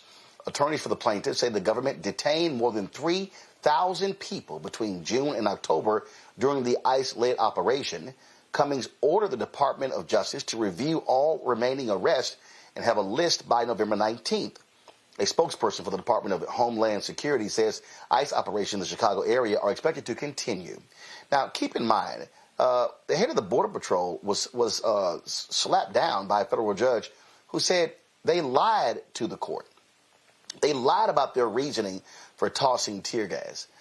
What we are seeing, without a doubt, Zachary, we are seeing these thugs, and we said this before the election, and Donald Trump said himself that they were going to let law enforcement do whatever the hell they want to, and that's what we're seeing. He's now sending federal law enforcement into Charlotte. He's expanding this. He is saying to these people, y'all can do whatever y'all want, when y'all want. You don't have to worry about any repercussions. I got you. And it makes no sense that these people that have been given extensive powers, extensive funding, are allowed to violate the civil liberties of Americans. And it is going to be a true test of the courts, who have continuously kowtowed to Donald Trump, who have continuously given into every single whim, wish, and demand. If they're going to blatantly disobey the law as American citizens sue, as American citizens raise their voices, American citizens continue to fight back against the abuses that we and our fellow Americans are facing at the hands of ICE and the whole entire detention process. I'm amazed that this has been able to go on as far as it has, and that there are not as many judges, like as what we're seeing in Chicago, willing to stand up and willing to do what is right. It's going to make it all the way up to the Supreme Court, and I'm really waiting for that day to see how they're going to rule, because it's really going to let us know the truth. Like that's like the finest line, the bottom line. If they're not willing to protect the blatant abuses of the everyday people, then we really do not have any hope. Larry, pure and simple, These people, their behavior is shocking, stunning, it's thuggish, it's despicable, and that all describes Donald Trump. Yeah, this whole situation with ICE is actually, Roland, was quite predictable if you understand history of authoritarianism throughout the world. This is just one step in the many when you have individuals controlled by the government, wearing masks, grabbing whoever they want without any repercussion and disappearing them. And in the case in this administration, sending them to parts of the world where they only speak the same language. And so this will increasingly happen, Roland, unless Americans stand up and it just not at the ballot box. You can't, if we don't stand steadfast now, then the doors will really fly off the hinges and we're going to be in serious trouble. We talk about, historically in terms of disappearing people, and here in the United States, these facilities they're being placed in, we're hearing that the conditions are deplorable. People aren't getting their medication, et cetera. But ultimately, not only in terms of authoritarianism, but if you understand how white supremacy works here in the United States historically and throughout the world, then all of this makes sense because it's all rooted in this. And for those other groups that voted a few months ago and thought, and you hear them now, I never thought it was me. That gets to my point about white supremacy and also anti-blackness in the United States, that we have to pay for the mistakes other people have made based on the fact that they thought that none of these troubles would knock on their door. Yeah, I mean, and they are letting them run amok, and he is treating federal law enforcement like is his personal security force, Rebecca. Exactly what we told people was going to happen. We've had presidents who were career politicians. We've had presidents who were former military officials. We even had presidents who were slavers. Currently, we have a president who is a mobster. We have a president who does criminal activity using even as an elected official. But here's the thing that folks really need to pay attention to. Is last week, Steve Bannon told a crowd of people that if this president's administration doesn't maintain power and keep power in 2026 and 2028, all of them, including Steve Bannon, are going to prison. And guess what? The reason why he said that is because he understands the criminal activity that they are now associated with.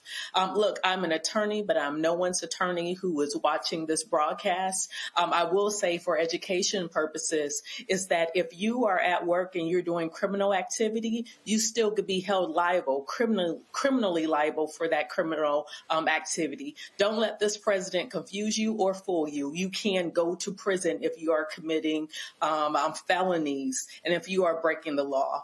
Look, under every regime that we've seen where they have been engaged in criminal activity, there were Nuremberg trials. There was an accounting for what happened. And so people have to understand it may be sweet right now, but it won't always be sweet. And so if you are involved in an administration that is doing things that may not be on the right side of the law, you're really going to have to think about the personal consequences in your future.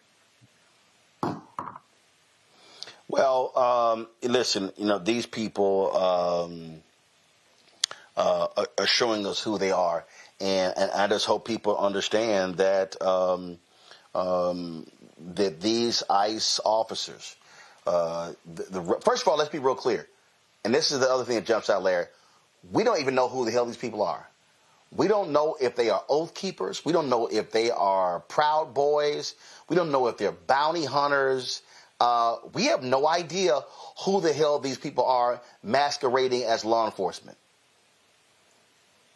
Yeah, Roland, point you made is a really important one. We can go back to history of law, look at law enforcement and how many in towns and cities throughout the country decades ago were members of the KKK, right?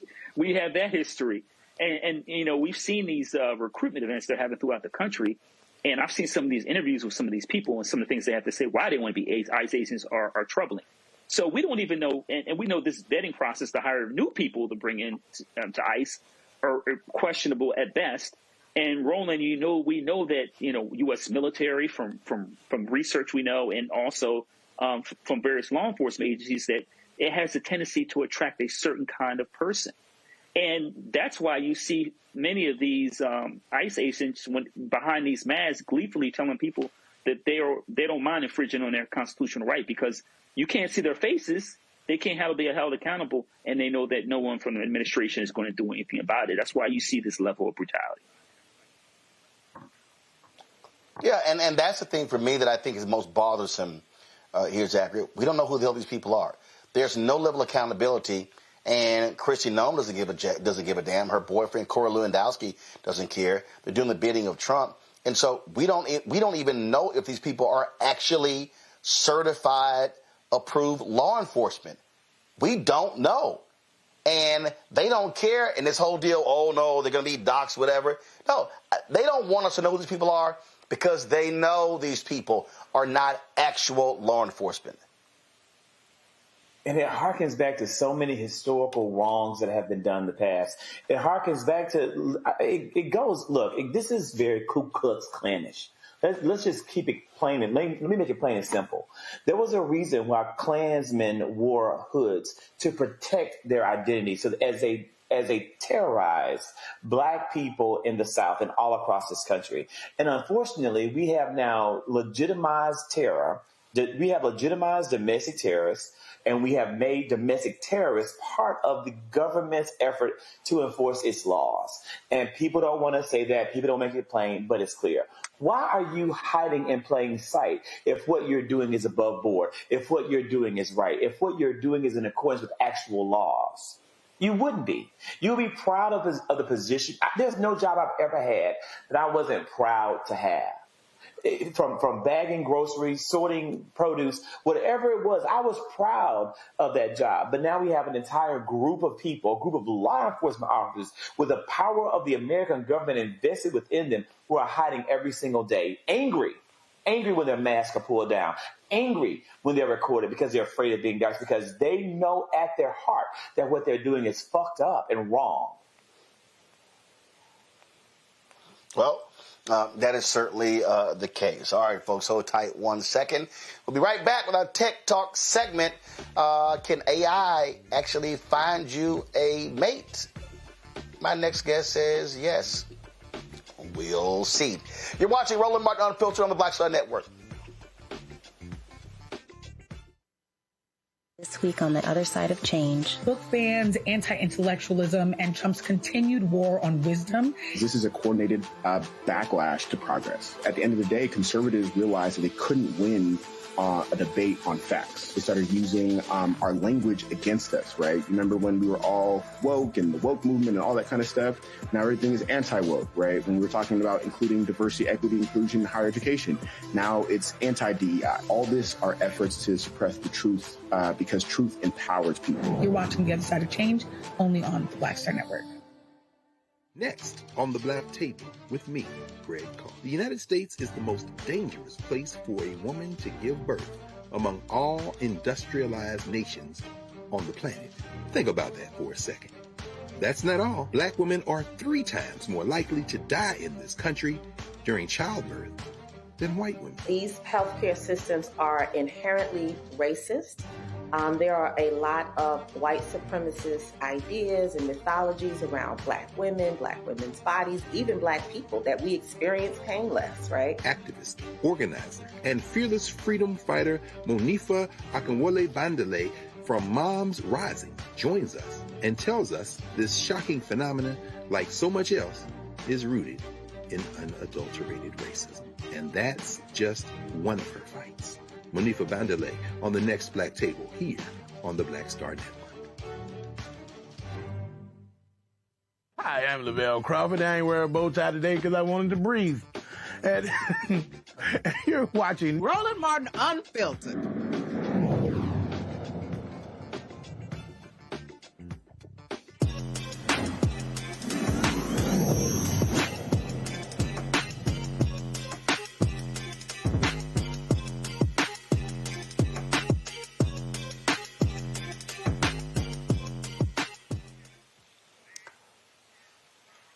millions of black professionals are actively seeking meaningful relationships, yet they seem to be facing difficulty in finding partners who are serious about commitment. Well, in response, one black entrepreneur has combined dating with artificial intelligence to create a platform designed to match individuals focused on marriage.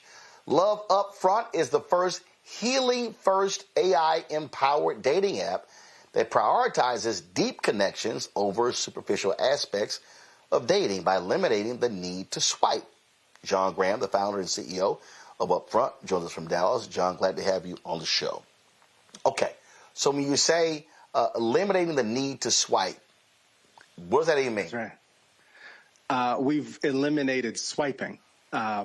Instead of putting people into proximity or even the position to endlessly swipe off surface level aesthetics and superficiality, we are algorithmically matching our members based on their needs, not only their preferences, but ultimately their readiness and relationship readiness and what they need to heal through. And ultimately what's ideal for them to be in a long-term, healthy, and sustainable relationship.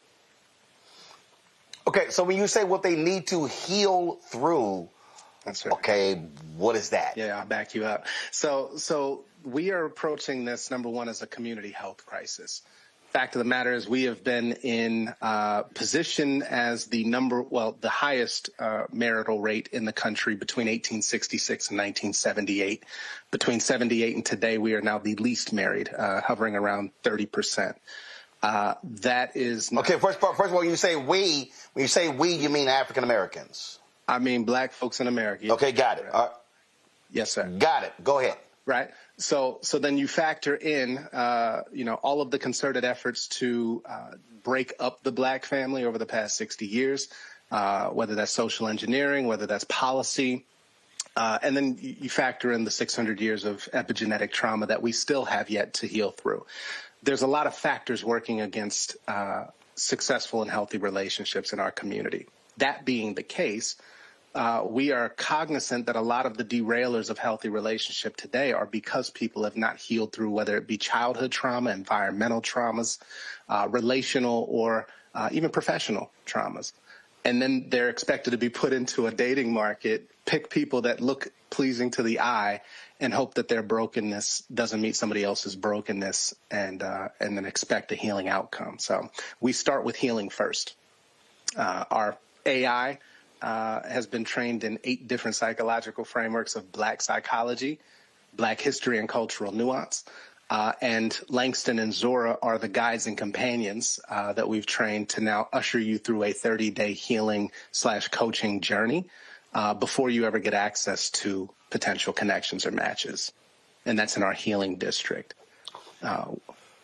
Okay, so you mentioned Langston and Zora. So does your algorithm or your AI model actually require the folk to actually read their stuff? I'll curious because I remember you mentioned the culture there. I mean, so let's say if you somebody you care about black history and black culture, does your models allow that if there's somebody, they might be cute but they ain't got no historical understanding, are they kicked out? They are not. We do not require them to read the works of Langston and Zora per se. But those things that are important to our members, right? If, history, if our culture, our impact, our community legacy and things of that nature, those are part of their profile. And as you engage with Langston, just like we're having a conversation, Roland, you're having a conversation with your AI guide. And they're learning what's important to you, right? What are your visions and aspirations for the future? Family.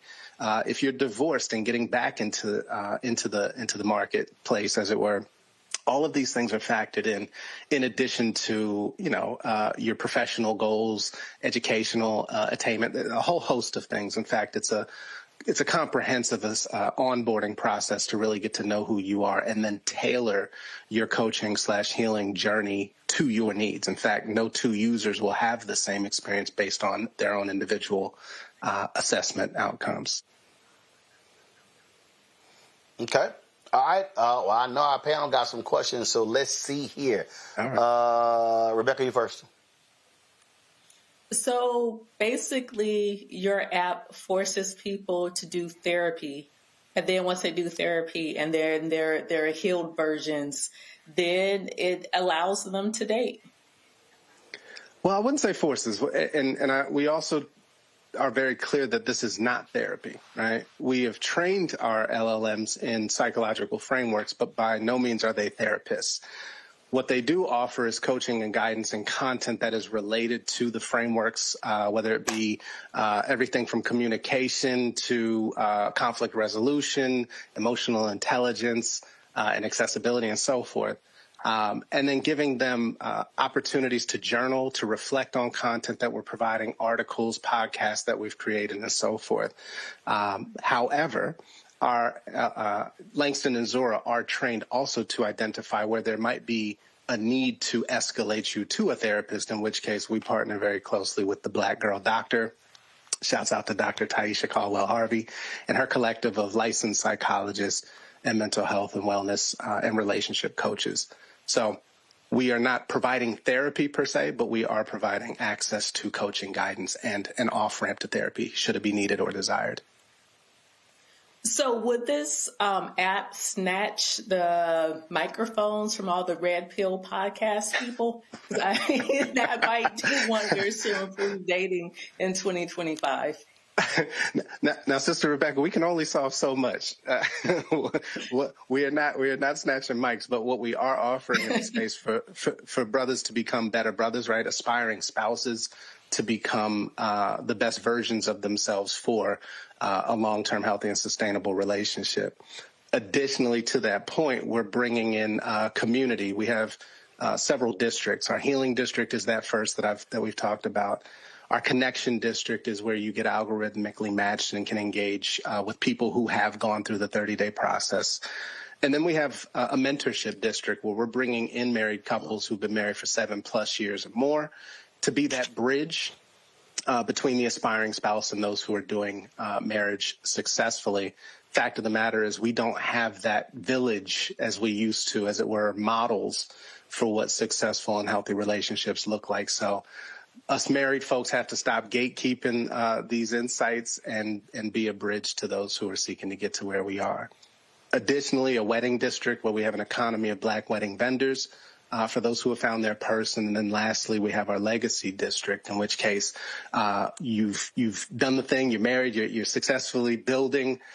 This is where you secure your generational wealth and transfer. So everything from financial literacy, wealth management planning, to life insurance, estate planning, family office services, and more. All right, Zachary, you're up. Look, let me tell you something right here. I'm like Damon John, a shark, but I don't have no money. And I can see right off the bat, this is a phenomenal idea and an amazing concept, and I'm loving everything about it. How can people find out more? Are we ready to download right now in the App Store? Can we jump on right now, fill out our profile? Like, how do we get more information? First, I received that energy, brother. I appreciate you. Yes, you can certainly visit upfront.love. where we're currently in beta. So we have about 1,000 of our members who were early access in the app as we speak. Right now, you would sign up for our wait list, in which case you get first notification when we are ready to launch, which is at the top of the year. So in January, it will be available for all on Apple as well as Android. Mr. Graham, I want to emphasize and to make a recommendation that once you're ready to fully launch, now you're out there, that you reach out to some prominent single Black influencers and content creators, because, you know, I think that that's just a great way of marketing the product, and they have the voice of the people, just like Roland. And again, too, like, this is a great place to bring the platform and build into your budget, your advertising dollars to put on the Black Star Network, because I'm seeing the comments, people saying things like this is really great, and it's really needed in our community, both the therapy, the marketplaces so that we can buy Black, and then the service that brings us all together. Kudos to you and a great concept. Thank you so much, and absolutely great advice for sure. And we look forward to advertising on the Black Star Network. Absolutely. Larry. Yeah, so a very interesting concept. So my question, and look, I'm a researcher, so I need to know more about your collecting data, information, data points, and I'm curious about how that information is being secured, and also the disclaimers that people have to sign at some point, and what you're considering about sharing that information with other entities down the line. Yeah, excellent question. So data privacy and security are paramount for us. We certainly have our privacy policies, terms of service, AI and ethics policies right there for all to view on our website. Fact of the matter is we aren't sharing your information. We are more concerned with your progress and relationship readiness than making money off of your data, right? What we do use that data to do, which is all stored at rest and leveraged internally, is tailor your experience to ensure that you are getting what you need to remove the barriers and at least have the tools to be in a successful relationship.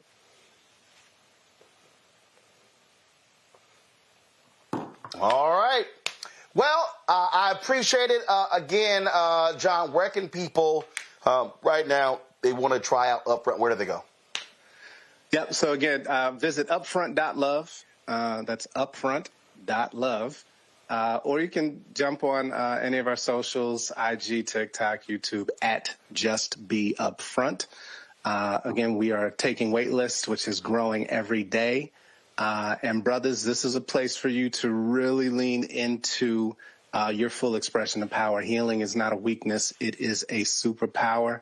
And we absolutely need us as brothers to step up to bring our families back into prominence once again. So upfront.love, and we look forward to seeing more of us jumping on this rather than these other apps out here which aren't getting it done.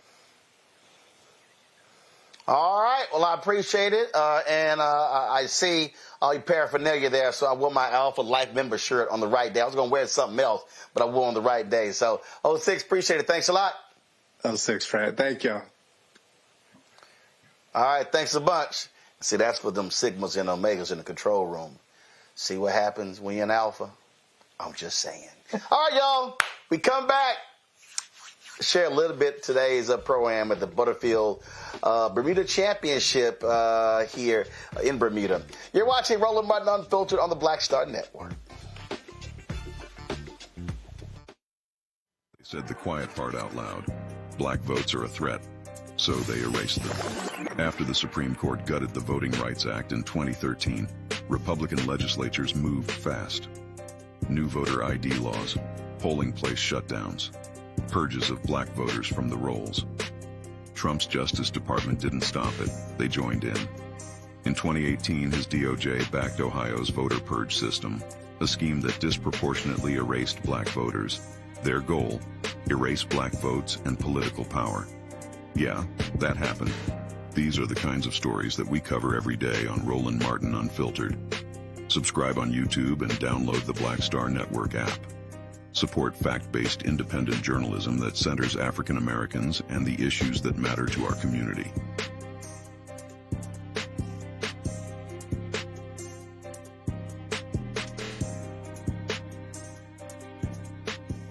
If in this country right now, you have people get up in the morning and the only thing they can think about is how many people they can hurt, and they got the power, that's the time for mourning. For better or worse, what makes America special, it's that legal system that's supposed to protect minorities from the tyranny of the majority. We are at a point of a moral emergency.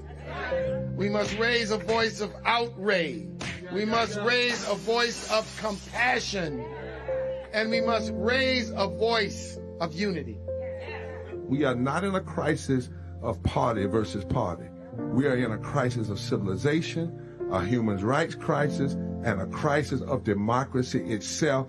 And guess what? You've been chosen to make sure that those that would destroy, those that would hate, don't have the final say, and they don't ultimately win. This week on the other side of change. Book bans, anti-intellectualism, and Trump's continued war on wisdom. This is a coordinated backlash to progress. At the end of the day, conservatives realized that they couldn't win a debate on facts. They started using our language against us, right? Remember when we were all woke and the woke movement and all that kind of stuff? Now everything is anti-woke, right? When we were talking about including diversity, equity, inclusion, higher education, now it's anti-DEI. All this are efforts to suppress the truth because truth empowers people. You're watching The Other Side of Change only on the Black Star Network. Hey, I'm Mark Morial, President and CEO of the National Urban League, and I'm watching Roland Martin Unfiltered.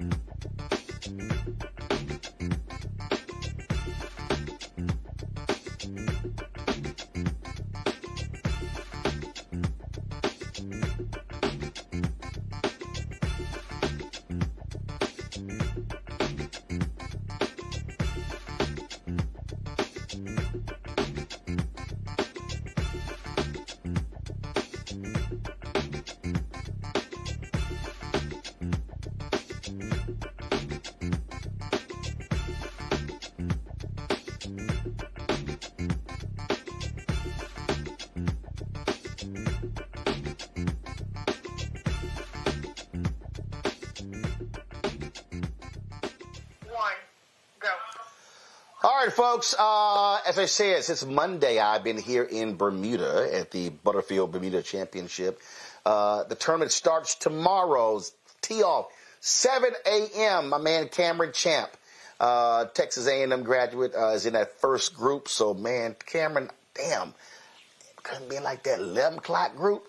But I'll be out there to check him out. Today, at the Pro-Am, we had the opportunity to play with a couple of professional golfers. It was a fabulous, fabulous time playing with them. Now, before we started, so we roll up there, and they were preparing these oven pizzas, and the brother happened to be an alpha. He's from Gary, Indiana.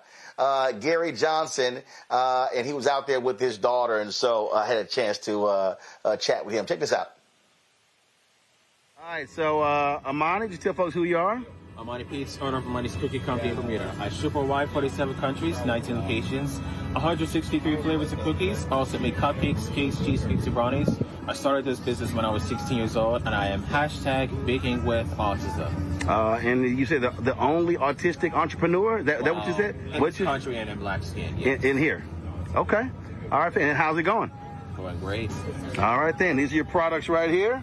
Decca chocolate chip and chocolate toffee cookies. All right, then. I grabbed the deck of the chocolate, so. What were your thoughts on that? Well, I haven't eaten it yet. Oh. So, we'll ask the pro what he thinks. Yeah. How's the cookie? How's the cookie? Very good. All right. I'm going to grab another one. Yeah, I can tell you're enjoying it. All right, folks, if y'all want more information, here's a QR code. Baking with Autism. All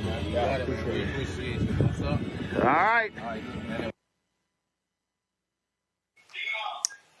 All right, folks. So as we were playing, they had a number of vendors there who were out there.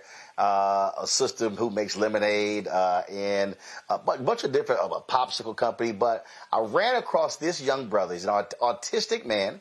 young man. He was there with his dad. We pulled up. His dad heard my voice and recognized me. And check this out. He's a successful entrepreneur with his own baking company.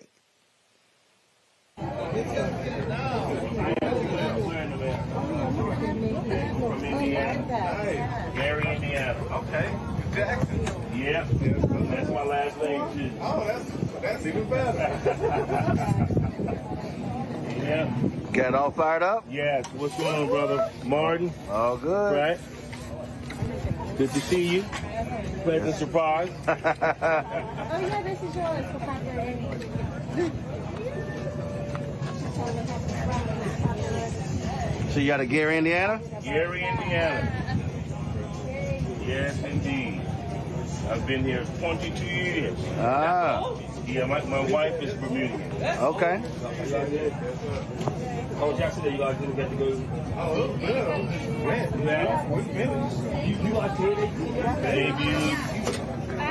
What they do about the work? I don't know exactly.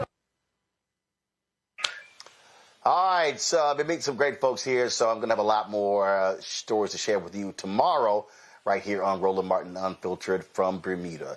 Let me thank Zachary, Rebecca, and Larry for being on today's panel. Thank you so very much. I appreciate y'all being on today's show. Thanks a bunch. Hey, folks, don't forget, we have conversations that other people are not having. We have factual base conversations, great experts, people who know what they're talking about, and we want to do more of this. Your support is absolutely important for us to do so. So please join our Bring the Funk fan club. If you want to join us, please do so by going to using our various ways to contribute. Of course, you want to do it via Cash App. Use a Stripe QR code. You see it right here in the bottom left-hand corner. This is also for credit cards. That same QR code.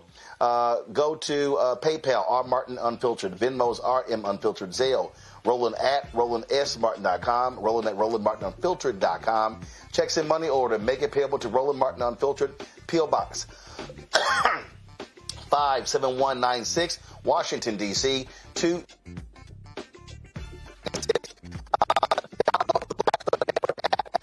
Android phone, Apple TV, Android TV, Roku, Amazon Fire TV, Xbox One, Samsung Smart TV. Be sure to get our Roland Martin Unfiltered swag. You can get that by going to shopblackstarnetwork.com. Shopblackstarnetwork.com. Let me say it again, shopblackstarnetwork.com. We got all the goodies, y'all. We got our T-shirts, our hats, our mugs, man, all that good stuff right there on the website. And so I want y'all to check it out. Again, we've got some amazing stuff. Also, support the black-owned products. Support these black-owned companies. You see their products. All these products you see on my desk there, these are black-owned companies, man. You talk about some fantastic stuff. And so we want y'all to support those companies. These companies are black-owned companies. They do crossword puzzles, backpacks. We got skincare. We got, man, all sorts of stuff. And again, it's some really, really great stuff that we have there. And so we want y'all to support those black-owned companies. You got, of course, birthdays coming up. You got today, my nephew Chris is his birthday. Today, his 18th birthday, man. I let man turn 18. But again, you got birthdays that you can actually, gifts that you can actually give. You got that. I mean, you've got all sorts of stuff you can get. Christmas is coming up, and so again, we want you to support these black